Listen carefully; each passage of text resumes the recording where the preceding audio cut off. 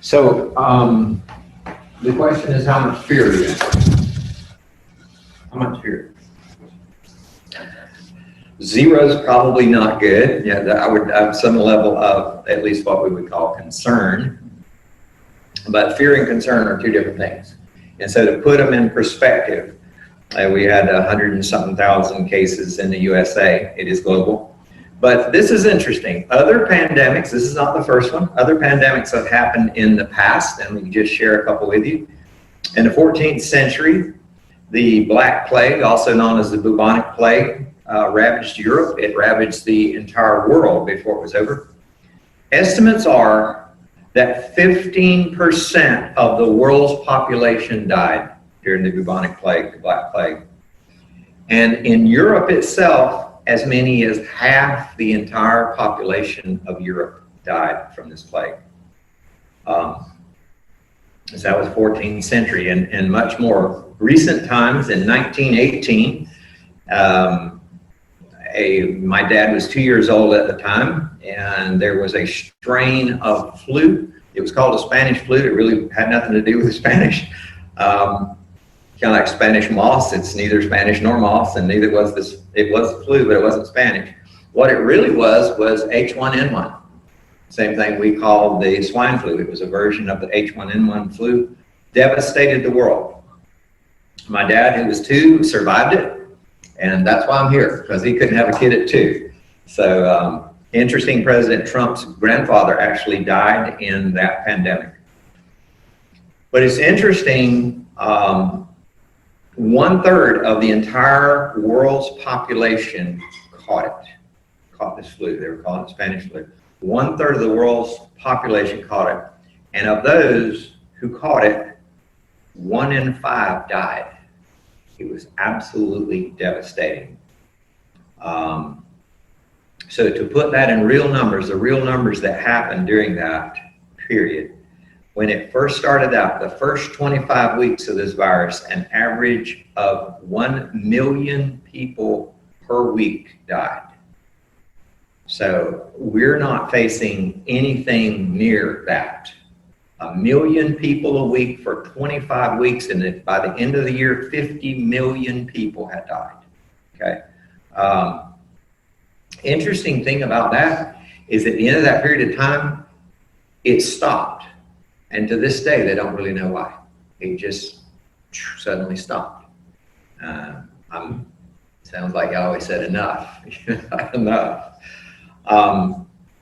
So again, putting things in perspective, now you see it's been much, much, much, much worse. And these certainly I would consider, pandemics, plagues on a biblical proportion. That is a biblical proportion when you start talking about wiping out half the population. The Bible actually describes it as only wiping out 1/3 of the population. So Europe has experienced something like that before. So the plagues of the last days, it describes 1/3 of the world's population. And it's interesting that this 1918 strain of H1N1 actually did that. 1/3 of the world's population. They were located, it wasn't even, and it probably won't be again. But to put what's going on today into real numbers, there are 330 million people, approximately. I'll round it off here just to make it easy. 330 million people in the United States. Approximately 110,000 have the virus. That's 0.0003% of the population. Okay. Now, granted, it's not over. It's going to be probably peaking in about 3 weeks. A lot of people will die, and that's unfortunate. But again, we're not talking the kind of plague that the world has already seen, and probably this is not one of the plagues that it describes as wiping out 1/3 of the population of the entire world. So basically, we're not even talking about the kind of plague that your grandparents and great-grandparents actually saw and lived through. And we know they lived through them, or you wouldn't be here. So you can say this for real. They lived through it. Your great-grandparents probably lived through that. If you're my age, maybe your grandparents lived through it. But it is real. It is a plague. It is a virus. and we have to be real about it because it is a real thing, but we don't have to panic about it. If you want to actually get in trouble in a difficult situation, panic. Because when you panic, you're not thinking clearly. And so we're supposed to be wise. And so we're called to be wise. And so we have to be wise about it. And it's really a good time, again, for people to draw near to God, to remember who He is, and remember. Does anybody think this caught Yahweh off guard? That He's surprised? I mean, is He in panic mode? It's not. It's just us. He knows the outcome. He knows what's going to happen. He's like, oh, He's so mean. God's so mean. He would do something like this. Actually, we're in charge. It's very possible this is even manufactured, but we live. Be that what it may, we live in a fallen world. We live in a fallen, broken world. A virus is very interesting. I won't go too much into this, but some years ago, I worked with a molecular biologist on this question there. Actually, they came up with the question, what is a virus? What is it? And it turns out research suggests, and maybe I'll post it on the website sometime, there's a lot of good research that suggests that this was something that was very helpful to our body at one time, and it has degenerated, it has devolved. That's the reality. These things haven't evolved, they have devolved, and in that process they lost genetic material to the point where they can't even survive on their own. They have to have a host, they have to live inside a body, they can't live outside a body for very long. They have to get in your body and get in one of your cells to be able to function.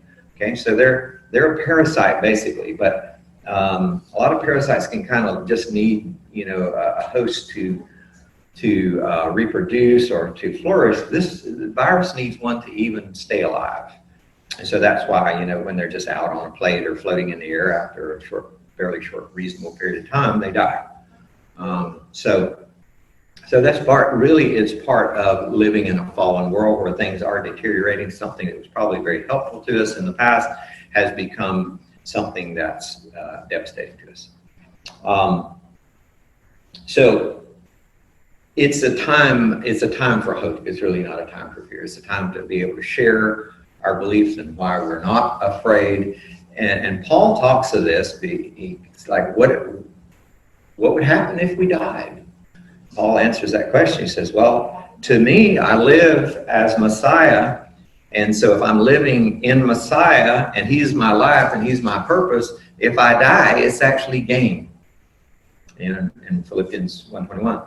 And he says, but to live in the body, if I continue to live in my body, that means I'm going to get to produce fruit from my work, fruit from my belief, fruit from the Holy Spirit working inside of me. And so then he goes, what should I choose? It's like, which would be better? What should I choose? He said, I don't really know. He said, I'm kind of torn between the two. He said, I have the desire. I want to be with God. I want to be with Messiah. But, if I left, that would definitely be better because I wouldn't be in the world. He said, but for your sake, I really need to be here in the world, because as long as I'm in the world, I can help people.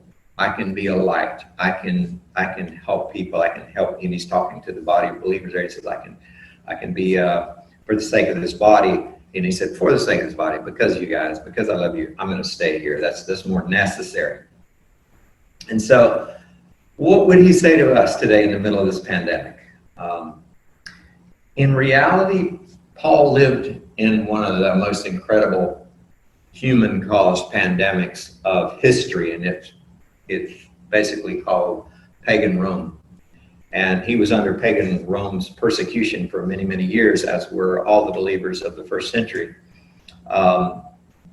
Most of the letters that Paul wrote, he actually wrote from Roman prisons. Okay, the majority of his letters were written from prisons. That's interesting. The pagan Roman empire was in full swing in his day. But we have similar things in our day. We have secularism, we have secular humanism, we have atheism, we have evolution being taught. We have everything. All these things are rampant in our day, and they're all destructive. And even though they're not a physical disease, as it would be defined, they're a spiritual disease. All these things are a spiritual disease, and they're rampant. And so if this is the world we're going to have to live in, and it is, because it's the one where we were born, let's do like Paul. Let's live for Messiah. Let's live for Messiah. And if we can do that, and if something happens and we do die, imagine dying. Oh my goodness. There's like a rule. If you live, you're probably going to die unless you just happen to be here when Messiah returns. So if you know you're going to die, then doesn't it make sense to get ready for it, to prepare for it? And I don't mean go find you a burial plot. I mean find you a new home. Okay? Don't worry about the burial plot. Forget about the body. Worry about where your soul, your spirit's going to go. Okay? So just work on that. Okay? So if we die, it is for gain. And so there's no fear, only recognizing that we should do everything we can to live so that we can continue, like Paul, to produce the fruit, to be able to shine the light of Messiah who lives in us into a dark and fallen world. Amen?